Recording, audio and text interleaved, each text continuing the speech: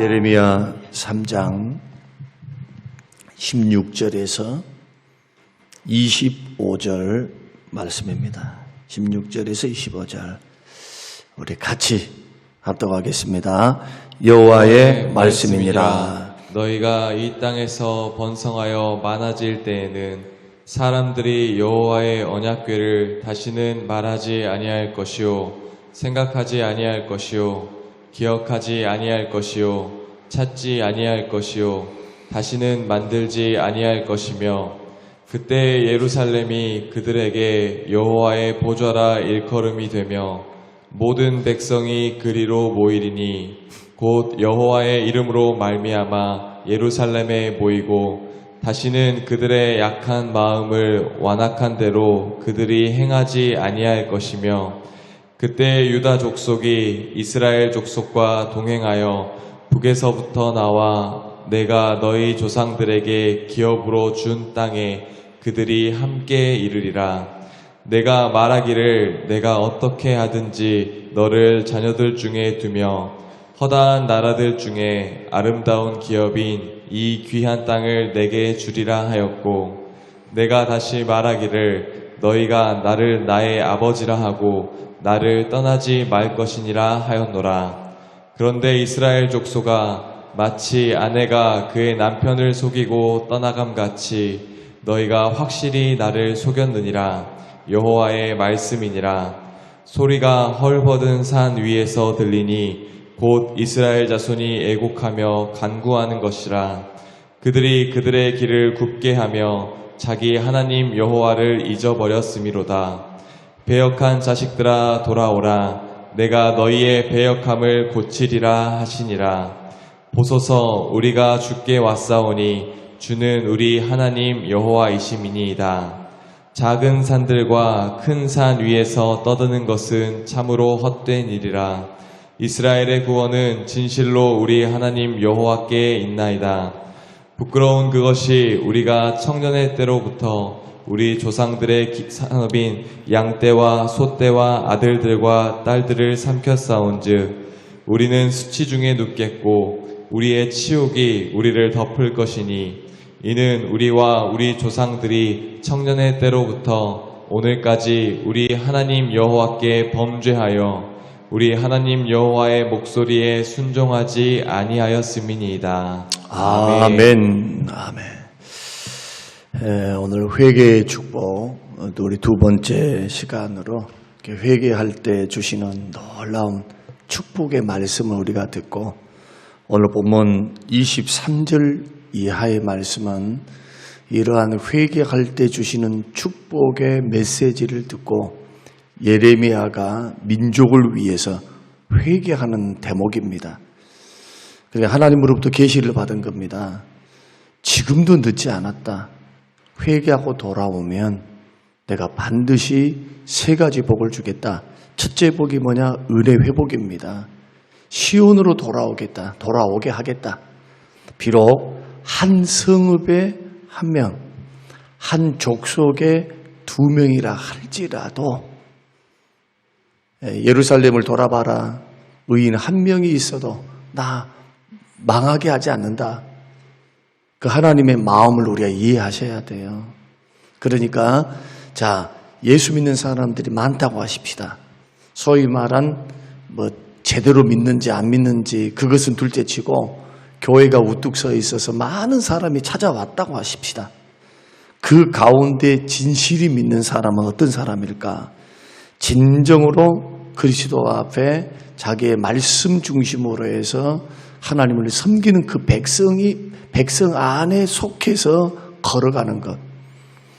이런 숫자가 많든 적든 심지어는 성읍에서 한 명, 민족 중에 두 명이라 할지라도 돌아오면 시온에 드리겠다는 거예요. 그러니까 숫자가 많아도 회개 안 하면 말짱 도루묵이라 이거예요. 소위 말해서. 그러니까 우리가 성경을 창세기부터 계시록까지 왜 통독을 하면서 배워야 되느냐? 여러분 죽을 때까지 성경 배우셔야 돼요. 하나님 말씀을 우리가 다 알 사람이 어디 있어요? 다 그 뜻을 알 사람은 없습니다. 그러나 알아가는 겁니다. 하나님을 아는 것만큼 성장해 가요. 성경을 통해서 아버지의 마음을 알게 되시기를 주의 이름으로 축원합니다. 성경을 통해서 뭘 알기를 원하십니까? 구원의 진리도 알아야 되지만 아버지의 마음을 아셔야 돼요. 내가 누군가도 아셔야 돼요.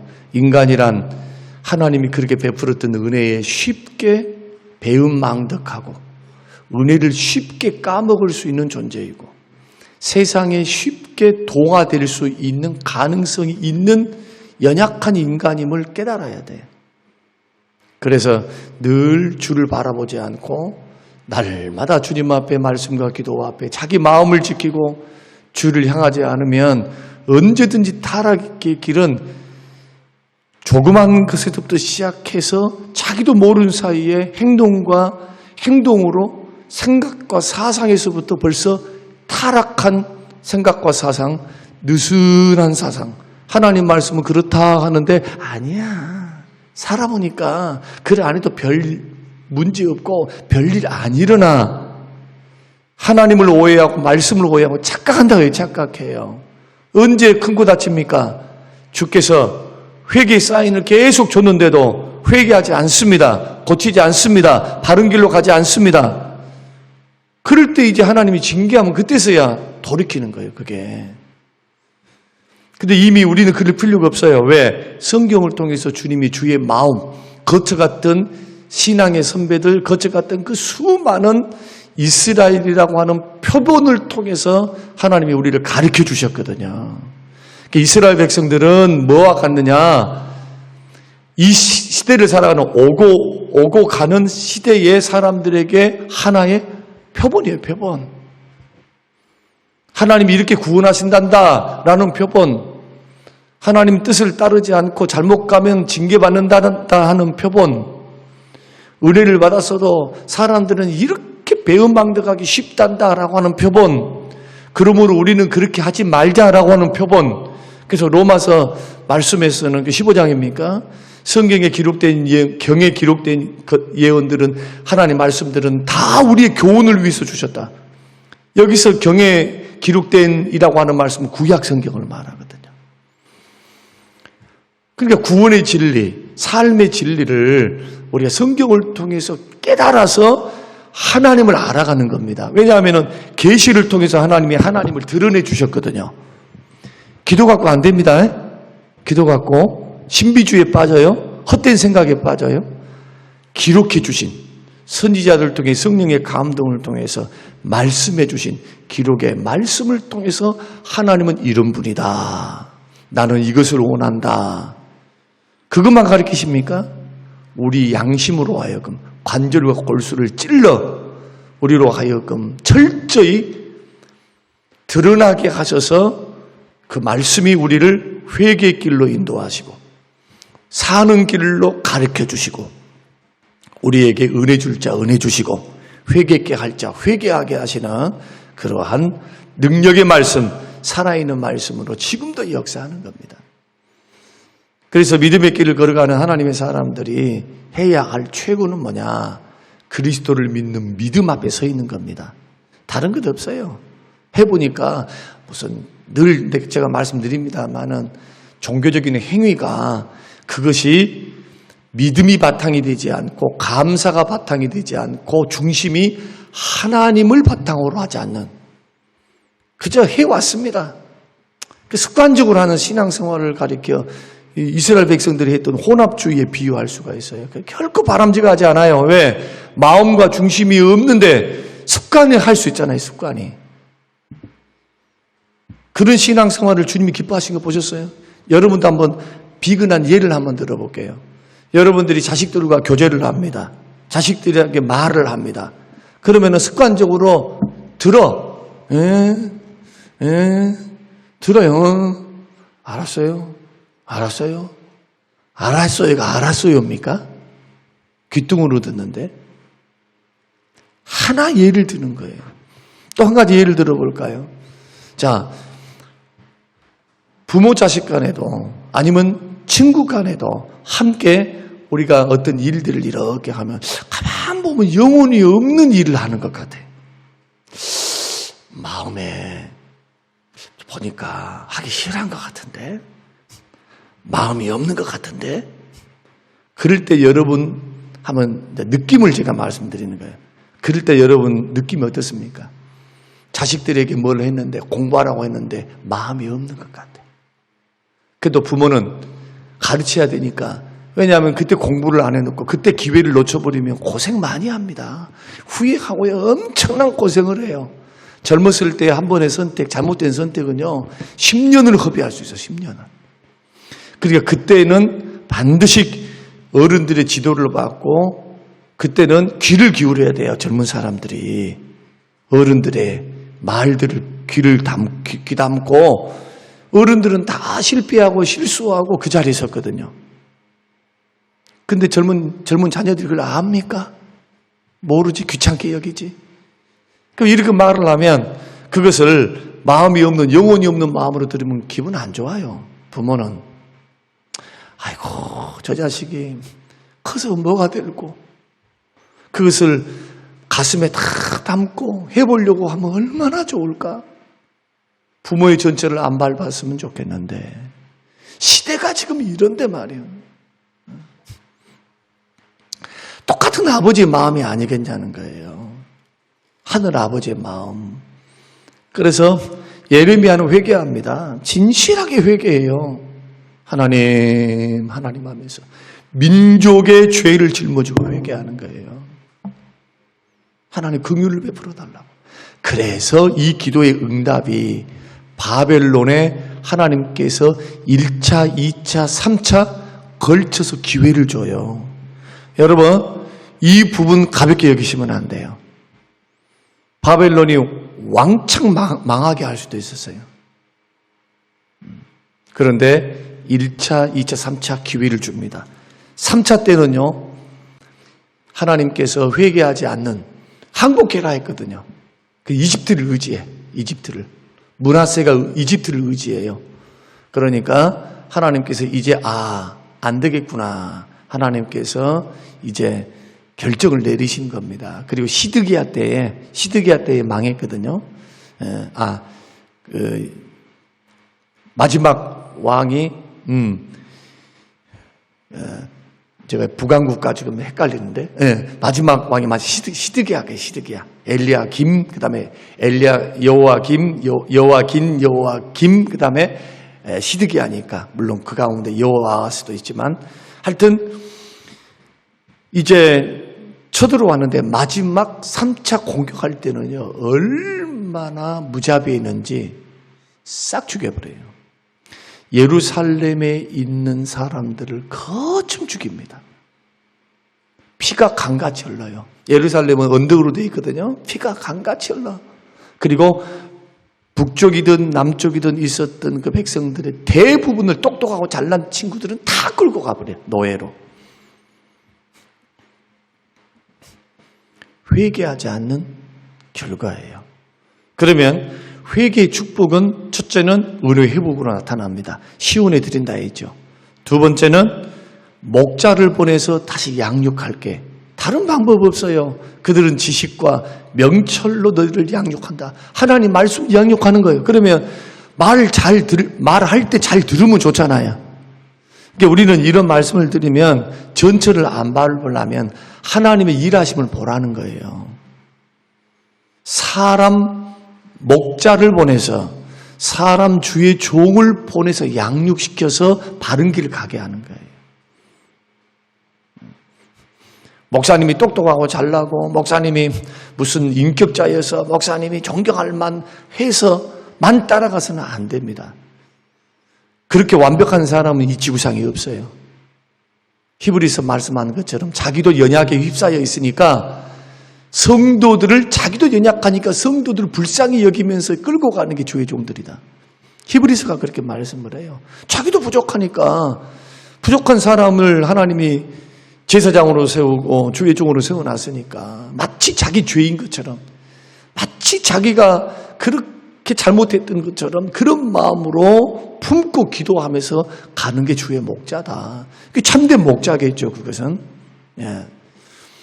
그래서 하나님의 말씀을 통해서 다시 회복시키니까 바벨론 포로 이후에 이 사람들의 운동 가운데 하나가 뭐냐 하면은 말씀 회복 운동입니다. 신앙 회복 운동이 뭘로 나타납니까? 말씀 순종으로 나타나는 거예요. 말씀 순종. 그때부터 말씀을 필사하기 시작해요. 그래서 성경이 어떻게 해서 39권의 말씀이 어떻게 해서 발견되고 어떻게 해서 보존이 그대로 되느냐, 이때입니다. 이때 바벨론 포로기에 남아있었던 그 성도들이 가서 지금까지 있었던 말씀들을 가지고 와서 필사를 하기 시작해요. 바벨론에서. 그래서 오늘날 사회에서도 발견되는 것 이사야 조금, 어디에서 뭐 오경 조금, 어디 조금, 그런데 완벽하게 필사된 곳이 어디냐? 바벨론이에요, 바벨론. 이 하나님의 놀라운 역사, 말씀이 보존되는 역사를 한번 생각해 보세요. 이 70년의 역사는 그래서 절대로 미래사적인, 미래에서 과거를 바라볼 때의 하나님의 신의 한 수입니다. 이것은 이스라엘 백성들을 징계도 했지만 반드시 징계 후에 남은 자들은 돌아오리라. 회복의 역사를 이야기합니다. 하나님은 죄와 짝하지 않습니다. 죄를 기뻐하지 않습니다. 반드시 처리하십니다. 양당 간에 둘 중에 하나여야 돼요. 뭐냐? 회개하든지, 듣고 하든지, 맞고 하든지. 오늘 방송을 듣는 여러분, 하나님 말씀 잘 들으시기 바랍니다. 듣고 하든지, 맞고 하든지. 다른 방법 없어요. 예수 믿고 구원받고 난 후도 원리는 똑같아. 원리는. 하나님의 백성이라 해가지고 징계 안 합니까? 더 합니다. 받으시는 아들이니까 잘못된 길로 걸어가면 아비가 자식을 징계하듯이 어찌 하늘 아버지께서 택한 백성들을 징계하지 않겠는가? 징계가 없으면 사생자다. 그 말이 뭡니까? 내 자식 아니라는 거예요. 구원받은 백성 아니라는 거예요. 그만큼 주께서는 죄에 대해서는 집요합니다. 독생자를 보내서 죽게 하시기까지 주께서는 죄를 싫어하세요. 히브리서에서는 12장 4절인가요? 피 흘리기까지 대항하라고 말씀합니다. 죄와 싸우라는 거예요. 그러니까 우리는 연약하니까 넘어질 수 있어요. 실수할 수 있어요. 그게 부끄러운 거 아닙니다. 사람이니까. 하나님이 우리를 구원하시는 시점도 창세 전이고 아직 죄인 되었을 때에 죄된 모습을 보시고 독생자를 보내신 거예요. 이런 자비의 아버지십니다. 중요한 것은 회개다. 회개하면 하나님께서 은혜도 회복시키시고 목자를 보내서 바른 길로 인도해 줄게. 징계받고 난 후에는요, 듣게 돼 있어요. 듣게 돼 있다니까. 하나님 무서운 줄 아니까 듣게 돼 있어. 그러나 그러지 않고 영적으로 어두워져 있는 사람, 영적으로 매너리즘에 빠져 있는 사람, 하나님을 오해한 사람, 나는 괜찮겠지. 그러나 이렇게 묻어져 있는 심령, 각성되지 않는 심령의 특징이 뭐냐? 하나님 마음을 이해를 못해요. 머리로는 아는데 마음으로 안 돼. 굳어져가지고. 마음이 굳어져서. 그러면 예레미야 33장 말씀 보면은 굳어진 마음을 하나님 어떻게 처리하신대요? 성령님이 역사하셔야만 굳은 마음을 제거하고 부드러운 마음을 주세요. 성령님은 누구에게 역사하신대요? 회개하는 자에게 역사하시는 거예요. 회개하는 자에게. 이게 예수 믿는 믿음의 사람들 순종의 길로 걸어가는 것. 예수 믿고 구원받았으니 그 은혜에 감사해서 주님이 싫어하는 것 하지 않고 기뻐하는 자리에 나아가는 이런 의지적인 결단. 이게 믿음이다. 믿음과 순종은 하나다. 그러나 그 과정 속에서 실수하고 죄를 짓고 넘어지면 그리스도를 바라보는 거예요. 회개함으로. 주여 은혜 주십시오. 성령의 능력 주십시오. 내 안에 있는 아직도 죄의 뿌리들이 있습니다. 하나님 연약함이 있습니다. 그리스도의 보혈로 정결케 해주세요. 이것을 예수님은 발을 씻는 것에 비유하셨어요. 발을 씻는 것. 그러니까 믿음의 길을 걸어갈 때 이 부분을 절대로 간과하지 말고 경건 훈련입니다. 회개 잘하는 거, 뉘우치기 잘하는 거 이것도 경건 훈련이에요. 훈련. 실수하면서 배우는 거예요. 더 적극적으로 말씀드리면 죄 지으면서 배우는 거예요. 그러면서 점점적으로 내 안에 계신 성령께서 나를 붙드사 거룩의 길로 인도해가. 그러니까 내 노력도 노력인데 성령에 이끌려, 말씀과 기도에 이끌려 점점 죄를 끊어가는 것. 이걸 가리켜 성화의 생활, 구원받는 생활이다. 그렇게 말을 합니다. 마지막 축복의 세 번째는 뭐냐? 물질적인 축복을 주십니다. 자, 19절 한번 읽어보시죠. 19절. 자, 시작.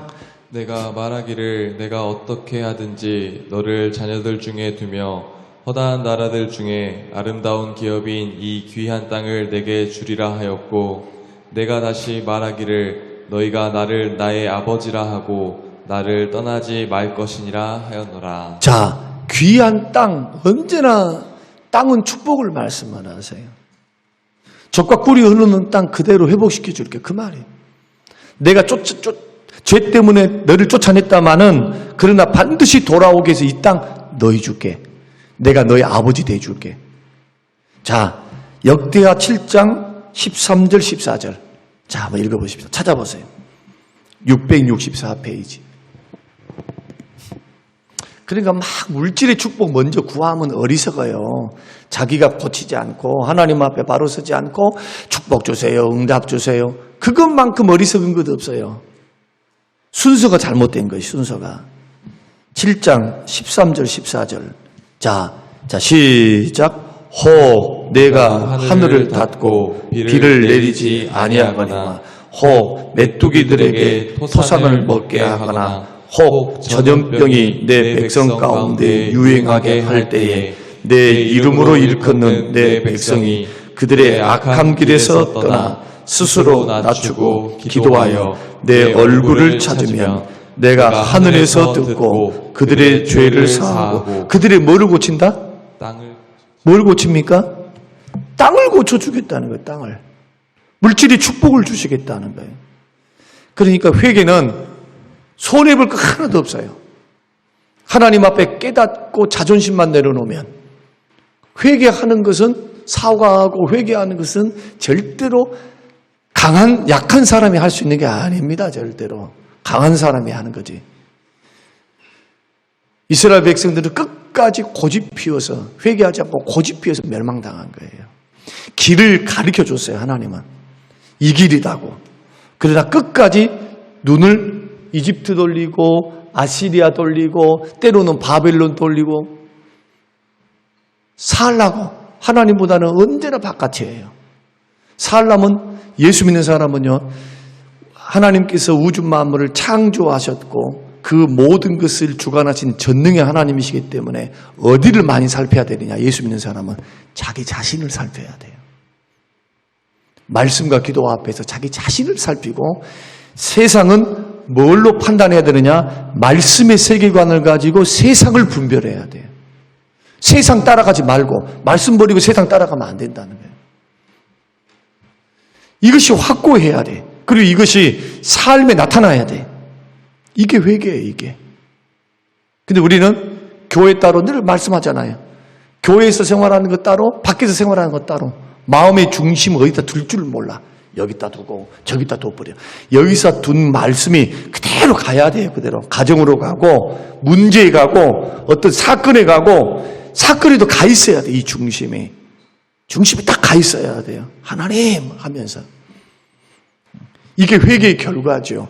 이것이 진정한 회개예요. 이게 그냥 나는 잘못했습니다, 이 죄의 고백이고, 회개는 행동을 고치는 거예요.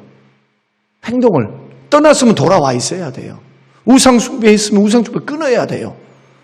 하루아침에 안 되지만 그것을 위해서 기도하셔야 돼요. 겸비해야 돼요. 엎드려야 돼요. 그때 하나님은 하늘문을 여시고 일하기 시작합니다. 회개할 때.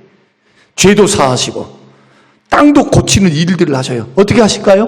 하나님의 방법을 하나님이 떼야 합니다. 그래서 하나님의 축복을 우리가 생각할 때 마지막으로 시간을 두고 평가해야 됩니다. 다시 말씀드립니다. 여러분들은 하나님의 축복을 생각할 때 내가 회개했으니 당장 하나님께서 이것 주고, 회개했으니 저것 주고, 회개했으니 이것 주고, 여러분 그렇게 한다고 생각하는 그 생각부터 조금 달리 해야 됩니다. 시간을 두고 우리는 하나님이 복 주심을 평가해야 된다. 왜 그런 거 하면 하나님께서 자녀들에게 마감을 줬다, 연단을 줬다, 고난을 줬다 하는 것은 일시적입니다. 그것이 그 연단과 고난이 하나님께서 네 죽어버려라, 나 죽어라 라고 하시는 하나님의 사인이 아니에요. 하나님의 자녀로 받으셨기 때문에 반드시 하나님은 돌이키십니다. 이끌어 가세요.